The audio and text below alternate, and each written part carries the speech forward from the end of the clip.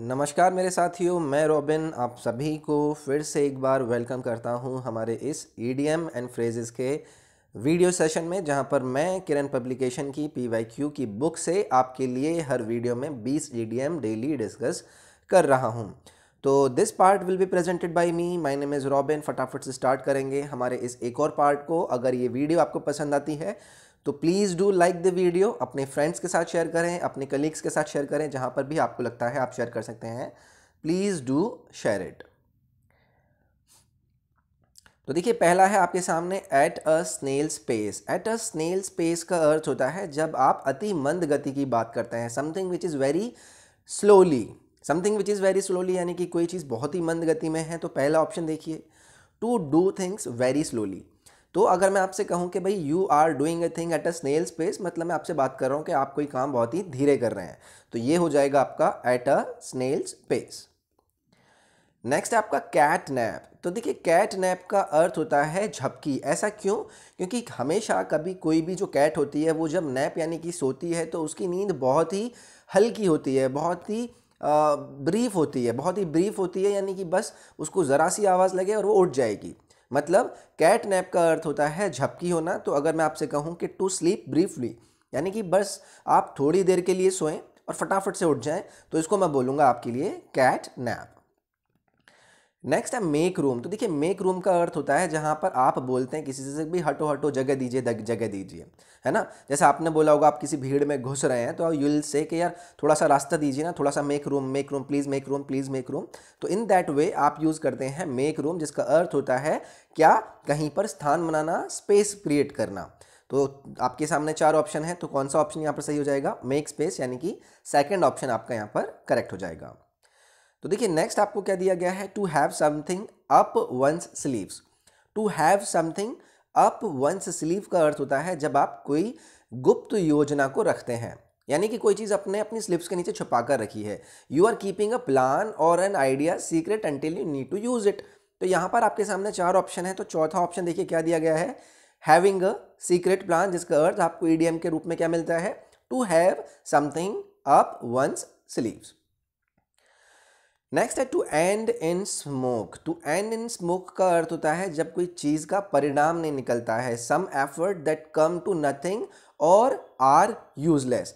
तो जब कोई चीज़ का कोई निष्कर्ष ही ना निकले, कोई परिणाम ही ना निकले, तो उसके लिए हम ईडीएम यूज़ करते हैं टू एंड इन स्मोक। तो यहाँ पर थर्ड ऑप्शन देखिए, टू कम टू नथिंग, कुछ परिणाम नहीं निकला, टू कम टू नथिंग, यानी कि to end in smoke. Next है the two friends are now at daggers drawn. तो देखिए, ये इंपॉर्टेंट ईडीएम है। एट डैगर्स ड्रॉन का अर्थ होता है जानी दुश्मन होना, किसी के साथ बहुत ज़्यादा दुश्मनी रखना। तो एट डैगर्स ड्रॉन की अगर मैं यहाँ से बात करूँ तो चौथा और तीसरा ऑप्शन आपको क्या दिया गया है? एनिमीज। तो यहाँ पर एट डैगर्स ड्रॉन का अर्थ हो जाएगा कि आप किसी से दुश्मनी रखे हुए हैं। नेक्स्ट है आपका पेनेलोप्स वेब। तो देखिए, ये इंपॉर्टेंट है, ये कई बार एग्जाम में पूछा भी जा चुका है। पेनेलोप्स वेब का अर्थ होता है जो कि अंतहीन काम होता है, एंडलेस जॉब होती है, ऐसा काम जो कि कभी ख़त्म ही ना हो। तो इसके लिए आपको यहाँ पर पहला ऑप्शन दिया गया है एंडलेस, तो यहाँ पर इसका अर्थ हो जाएगा अ पेनेलोप्स वेब। नेक्स्ट है पे ऑन दी नेल। पे ऑन दी नेल आपको यहाँ पर ईडीएम दिया गया है। इसका अर्थ अगर मैं आपको बताऊं कि जिसका ऐसा पेमेंट जो कि विदाउट डिले हम पे करते हैं, मतलब हम देरी ना करें। पे ऑन द नेल मतलब उसने बोला मैंने तुरंत पेमेंट कर दिया, तो मैं यहाँ पर डिले नहीं करता हूँ पेमेंट में, that means you are paying on the nail. तो यहाँ पर पे प्रॉम्प्टली, यानी कि तुरंत अगर आप किसी को पे कर दें तो ये देता है आपको ईडीएम पे ऑन दी नेल। नेक्स्ट है आपके सामने दिया गया to go to the dogs. देखिए, to go to the dogs ये बहुत ही ज़्यादा इंपॉर्टेंट है। अभी तक एग्जैक्टली उतना ज़्यादा ये पूछा नहीं जा चुका है।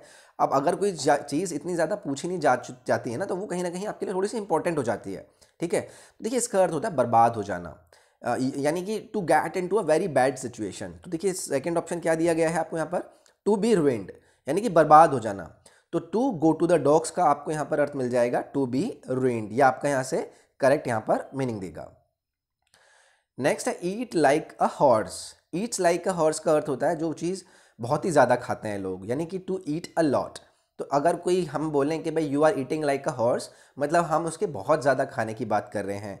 तो someone who eats a lot of food, हम उसके लिए बोलते हैं eats like a horse. Next a fair weather friend. तो देखिए एक फेयर वेदर फ्रेंड का अर्थ मैं आपको बताऊं तो वो लोग जो सिर्फ आपके सुख में आपके साथ होते हैं। ये आपको समझ में भी आ गया होगा। अ फेयर वेदर फ्रेंड मतलब जो अच्छे टाइम पर आपके साथ रहते हैं, आपके सुख के साथ ही, वो होते हैं अ फेयर वेदर फ्रेंड। जैसे कि तीसरा ऑप्शन देखिए, one who deserts you in difficulties. तो एक ऐसा व्यक्ति जो कि सिर्फ आपके साथ सुख में रहता है और दुख में आपके साथ ही नहीं होता है, that means he is deserting you in difficulties. तो ये हो जाएगा आपका a fair weather friend. Next die in harness, बहुत ही इंपॉर्टेंट, बहुत बार ये पूछा जा चुका है, काफ़ी रेपिटेड वे में बार बार इसको पूछा जाता है। तो देखिए टू डाई इन हार्नेस का अर्थ होता है जब कोई किसी सेवा के लिए कर्तव्य से अपना काम कर रहा होता है, मतलब कहीं या तो ऑफिस में हो, मतलब जो भी वो काम कर रहा है उस काम को करते करते उसकी डेथ हो जाए। जैसे कि अगर मैं यहाँ से बोलूँ कि ये हो जाएगा आपका स्टिल इन सर्विस। ठीक है, अगर मैं यहाँ पर देखिए इसका कौन सा ऑप्शन सही हो पाएगा। अगर मैं डाई इन हार्नेस की बात करूँ तो यहाँ पर एक्चुअली में हम सेवा से रिलेटेड बात करते हैं, तो स्टिल इन सर्विस नहीं होता है। हम इसको ये बोल सकते हैं कि जो व्यक्ति अपने काम करते हुए डेथ हो जाती है तो उसको हम बोलते हैं डाई इन हार्नेस। नेक्स्ट हो जाएगा keep under raps. Keep under raps का अर्थ आपका निकलता है कुछ समय के लिए गुप्त रखना। जब आप किसी चीज़ को कुछ समय के लिए छुपा कर रखें तो उसके लिए आप बोलते हैं you are keeping under wraps. ठीक है, तो देखिए सीक्रेट, यहाँ पर चौथा ऑप्शन आपका सबसे सटीक हो जाएगा, you are keeping under wraps. Next है आपका like a phoenix. Like a phoenix का अर्थ होता है जब आप किसी से ऐसे बोलें कि भाई मतलब यू आर बीइंग पावरफुल और सक्सेसफुल अगेन। मतलब आपके पास जो भी पावर थी, जो भी सक्सेस थी, वो चली गई लेकिन आपने दोबारा से वो पा ली, है ना। तो वो आपको बता देगा कि you are like a phoenix. ठीक है, तो यानी कि यहाँ पर अगर मैं आपसे ऑप्शन बात करूँ, विद अ न्यू लाइफ, एक आपको नई लाइफ मिली है, एक दोबारा से आपको जो पहले नहीं था वो दोबारा से आपने पाया है, that means you are getting a new life. तो यहाँ पर आपका पहला ऑप्शन सही हो जाएगा। नेक्स्ट है अ सोर पॉइंट विद। अ सोर पॉइंट विद का अर्थ होता है एक मतलब एक बहुत ही ज़्यादा एक ऐसा सब्जेक्ट जो कि आपको एंग्री कर देता है या फिर अपसेट कर देता है जब उसके बारे में आप सुनते हैं। ठीक है, तो असोर पॉइंट विद का अर्थ मतलब जिस चीज़ को आप नफरत करते हैं, जैसे आप सुनना नहीं चाहते, वो आपके सामने आ जाए, बहुत पीड़ा वो आपको देता है, तो ये आपका होता है असोर पॉइंट विद, यानी कि something which hurt is a sore point with.